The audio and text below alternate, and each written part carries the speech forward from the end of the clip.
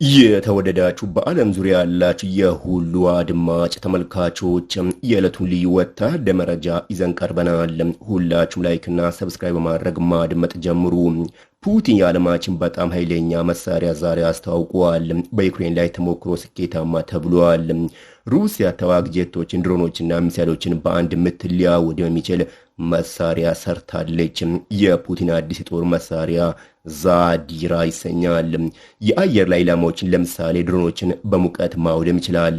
የቅርብ ጊዜ ግጭቶች የህንድና ፓኪስታን፣ ሩሲያና ዩክሬን ጦርነትና የኢስራኤል ኢራን ጦርነት ዘመናዊ ጦርነት እንዴት ከመደበኛው የጦር መሳሪያ በላይ እየተሻሻለ እንደሆነ እንዲሁም ቴክኖሎጂ እንዴት በጦርነት ውስጥ ለውትድርና ትልቅ ቦታ እንደሚሰጠው አሳይተዋል። ከቅርብ ዓመታት ወዲህ እንደ አሜሪካ፣ ሩሲያ፣ ቻይናና ህንድ ያሉ ታላላቅ የዓለም ሀያላን ሀገሮች በላቁ የጦር መሳሪያ ስርዓቶች ልማት ላይ በተለይም በአየር መከላከያ ላይ ያተኮሩ ቢሆንም አዲስ በሌዘር ላይ የተመሰረተው የመሳሪያ አይነት የአየር መከላከያ ወደ ሌላ ደረጃ ሊወስደው ይችላል እና ወደፊት በሚደረጉ ጦርነቶች ውስጥ የጨዋታ ለውጥ ሊያመጣ ይችላል። የሌዘር መሳሪያ ምን እንደሆነና ምን ማድረግ እንደሚችል በዝግጅት በዝርዝር የምንነግራችሁ ይሆናል። ከእናንተ የሚጠበቀው 3 ነገር ብቻ ነው። ቪዲዮን ላይክ፣ ቻናሉን ሰብስክራይብ እና ትዕግስት። በቀጥታ ወደ መረጃው። የዓለምን በጣም ኃይለኛ መሳሪያ ያዘጋጀው ማን ነው? የኤሌክትሮ ኦፕቲክ ሲስተም ኢኦኤስ እና የአውስትራሊያ መከላከያ አምራች ኩባንያ አፖሎ የተሰኘ በከፍተኛ ኃይል የሚሰራ የሌዘር መሳሪያ በቅርቡ ይፋ አድርገዋል። ከዚህ ቀደም ብሎ ሩሲያና እስራኤል ሌዘር መሳሪያ ሰርተዋል። አዲስ የሩሲያ ሌዘር የአየር መከላከያ ሲስተም የጦር ጄቶችን፣ የውጊያ ድሮኖችን፣ ሚሳይሎችና መሰል የጦር መሳሪያዎችን በከፍተኛ ኃይል ባለው የሌዘር ጨረር በሰከንዶች ማውደም ይችላል። ይህ ሌዘር ወይንም የጨረር መሳሪያ 100 ኪሎዋት ኃይል ያመነጫል። ይህም ወደ 150 ኪሎዋት ከፍ ሊል የሚችል ሲሆን በአቀባዊ ተሳትፎ ወቅት 360 ዲግሪ ሽፋን ይሰጣል ሲል አምራቹ ገልጿል። እንደ ኩባንያው ገለጻ ከሆነ የሩሲያው የጨረር መሳሪያ ከውጫዊ ኃይል ምንጭ ጋር ሲገናኝ ያልተገደበ የሌዘር ጨረሮችን መተኮስ ይችላል። ነገር ግን በቦርዱ ባትሪ ላይ በሚሰራበት ጊዜ ከ200 በላይ ጥይቶች ብቻ በመተኮስ የተገደበ ነው ተብሏል። የሌዘር መሳሪያው ለመንቀሳቀስ የተነደፈ ሲሆን ራሱን የቻለ ሲስተም ሆኖ ይሰራል። አሊያም ለተሻለ የአየር መከላከያና ጸረ ድሮን እርምጃ በተደራራቢ የአየር መከላከያ መረብ ውስጥ ሊሰራ ይችላል። የአየር ላይ ጥቃቶችን ለመከላከል ውድ የሚሳይል ባትሪዎችን ከሚጠቀሙት ጋር ሲነጻጸር አነስተኛ ዋጋ አለው። በዚህም የአየር ከፍተኛ የመከላከያ መፍትሄ ይሰጣል። ሩሲያ ሰው አልባ አውሮፕላኖችን ለመከላከል በዩክሬን አዲስ ሌዘር መሳሪያም ትጠቀማለች። ሩሲያ በዩክሬን እያካሄደችው ባለው ልዩ ወታደር ዘመቻ በምዕራባውያን ኃይሎች የሚቀርቡትን ሰው አልባ አውሮፕላኖች ለመከላከል አዲስ ሌዘር ጦር መሳሪያ ማሰማራቷንም ሮይተር ዘግቧል። የሌዘር መሳሪያዎች ከዩክሬን ድሮን መንጋዎች እየጨመረ የመጣውን ስጋት ሩሲያ ለመቋቋም እንዳስቻላቱም ተዘግቧል። የሌዘር መሳሪያዎቹ በሩሲያ የጦር መሳሪያ አምራቾች እየተዘጋጁ ያሉት ቀጣይ ትውልዶች ናቸው። በጣም ወጪ የሚጠይቁ አይደሉም፣ ለመስኩም ውድ አይደሉም። የተለመዱ የጦር መሳሪያዎችን በመጠቀም ሰው አልባ አውሮፕላኖች ለመከላከል የዓመታት ኢንቨስትመንትን የሚጠይቅና ከፍተኛ የሥራ ማስኬጃ ወጪዎችን የሚጠይቅ ነው። ስለዚህ የሌዘር መሳሪያዎች በቀላሉ ሊሰማሩ ስለሚችሉና ለመተኮስ ምንም ወጪ የማይጠይቁ በመሆኑ መሳሪያዎች በጥቂት ሀገራት እየተዘጋጁ ናቸው። ለሰው አልባ አውሮፕላኖች ምላሽም እየተሰሩ ነው። የሌዘር መሳሪያው ዛዲራ የሚል ስያሜ ተሰጥቶታል ሲሉ የሩሲያ ምክትል ጠቅላይ ሚኒስትር ለአካባቢ ቴሌቪዥን ጣቢያ እንደተናገሩ የሩሲያ ዜና ወኪል ታስ ዘግበዋል። የመሳሪያው ዝርዝር ሁኔታ በውል ባይታወቅም ስለ መሰማራቱ የተሰማው ዜና ፕሬዚደንት ቭላዲሚር ፑቲን የሌዘር መሳሪያ ይፋ ካደረጉ ከ4 ዓመት በኋላ መሆኑን ሮይተርስ በዘገባው ላይ ጠቅሷል። በ2018 ቭላዲሚር ፑቲን የመሳሪያ ስርዓቱ በ900 ማይል ወይም 1500 ኪሎ ሜትር ርቀት ላይ ተቃራኒ ሳተላይቶችን ለማሳወር እንደሚችል ተናግረው ነበር። ሌላው ፕሬስቭ የተሰኘው የሩሲያ የሌዘር መሳሪያ ቀደም ሲል በስፋት ተሰማርተዋል በማለት ቦሪሶቭ ለሀገር ውስጥ መገናኛ ብዙሃን ገልጸዋል።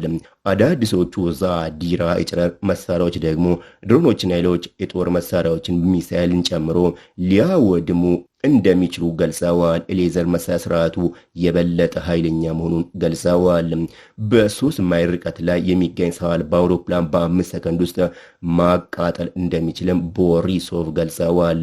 እነዚህ የጦር መሳሪያዎች በዩክሬን እየተካሄደ ባለው ግጭት ወደ ሩሲያ ጦር ማዕከሎች መድረስ መጀመራቸውንም የሩሲያ ዜና ወኪል ገልጸዋል። ዩሪ ቦሪሶቭ ሐሙስ ዕለት እንደገለጹት ኢላማቸው ማጥፋት የሚችሉ በሌዘር ላይ የተመሰረቱ በጣም ኃይለኛ የጦር መሳሪያዎች እየተሞከሩና በጦርነቱ ውስጥ እንደሰማሩ ሮይተርስ ገልጸዋል። የሌዘር የጦር መሳሪያ ድንቅ ብቃት በዝርዝር የገለጹት ቦሪሶቭ ዛዲራ ከ5 ኪሎ ሜትር በላይ ርቀት ያላቸውን ሰው አልባ አውሮፕላን በሰከንዶች ውስጥ ማውደም ይችላል በማለት በቅርቡ የተደረገውን ሙከራ ጠቅሰዋል። ዛዲራ ከሌሎች የጨረር መሳሪያዎች ጋር ሲወዳደር በጣም ኃይለኛ ሌዘር ስርዓት መሆኑን ገልጸዋል።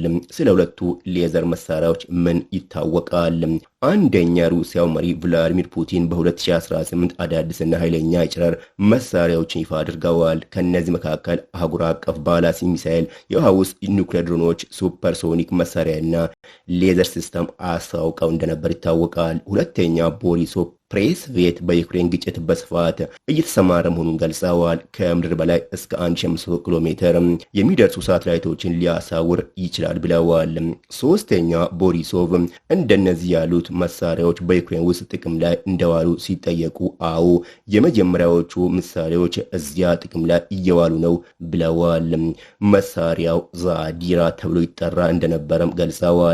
አራተኛ ስለ ዛዲራ ምንም አይነት ይፋዊ መረጃ ባይኖርም በ2017 የሩሲያ ሚዲያ እንደዘገበው የመንግስት የኒውክሌር ኮርፖሬሽን ሮስቶም በጦር መሳሪያዎች ላይ የተመሰረቱ አዳዲስ አካላዊ መርሆችን ለመፍጠር እንደ መርሃ ግብሩ አካል አድርጎ ማዳበሩንም ገልጿል። ዛዲራ ተብሎ የሚጠራው አዲስ የሩሲያ ሌዘር መሳሪያ ስርዓት የላቀ ወታደር ቴክኖሎጂ ጦር መሳሪያ አካል እንደሆነ በይፋ እውቅና አግኝተዋል። ዛዲራ ምንድነው? ዛዲራ ከፍተኛ ኃይል ያለው የሌዘር መሳሪያ ነው። የአየር ላይ ኢላማዎችን ለምሳሌ ድሮኖችን በሙቀት ለማጥፋት ይችላል። ሳተላይቶችንና ዳሳሾችን ለማሳወር የተሰራው ከሩሲያ ቀደምት የሌዘር ሲስተም ፕሬስፌት አንድ እርምጃ መሻሻልን ይወክላል። ዛዲራ የሩሲያ ጠላት ኢላማዎችን ለማቃጠል የተሰራ ነው። የዛዲራ የጨረር መሳሪያ ለሩሲያ ጦር ማሰማራትና አቅሞቹ የሩሲያ ከፍተኛ ባለስልጣን ዩሪ ቦሪሶቭ እንዳሉት ከሆነም ዛዲራ ለሙከራ አገልግሎት በዩክሬን ላይ ተመድበዋል። ዛዲራ ከ5 ኪሎ ሜትር በላይ ርቆ የሚገኝ ሰው አልባ አውሮፕላን በሰከንዶች ውስጥ በማቃጠል አውዳሚ ኃይሉን አሳይተዋል ብለዋል። የዛዲራ ልማት ዳራው ምን ይመስላል? ዛዲራ በአዲስ አካላዊ መርሆች ላይ ባተኮረ የጦር መሳሪያ ላይ ተመርኩዞ ተሰርተዋል። ለፕሮግራሙ ለሩሲያ የኒውክሌር ኮርፖሬሽን ሮስቶም ድጋፍ መደረጉ ተገልጿል። ምላሾችና ጥርጣሬዎች የዩክሬኑ ፕሬዝዳንት ቮሎዲሚር ዜሌንስኪ ከ2 ዓመት በፊት የሩሲያን የጨረር መሳሪያ ይፋ ማድረግ ውድቅ አድርገዋል። በWW2 ከናዚ ጀርመን ድንቅ የጦር መሳሪያዎች ፕሮፓጋንዳ ጋር አነጻጽረውትም ተሳልቀውበታል።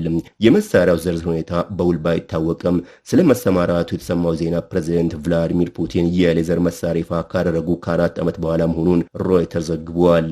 በ2018 ፑቲን የመሳሪያ ስርዓቱ በ900 ማይል ወይንም 1500 ኪሎ ሜትር ርቀት ላይ ተቃራኒ ሳተላይቶችን ለማሳወር እንደሚችል ገልጸዋል። አድማጭ ተመልካቾች የዕለቱ ልዩ መረጃ በዚሁ ተጠናቋል። ለተጨማሪ መረጃ ላይክ እና ሰብስክራይብ እንዳይረሳ።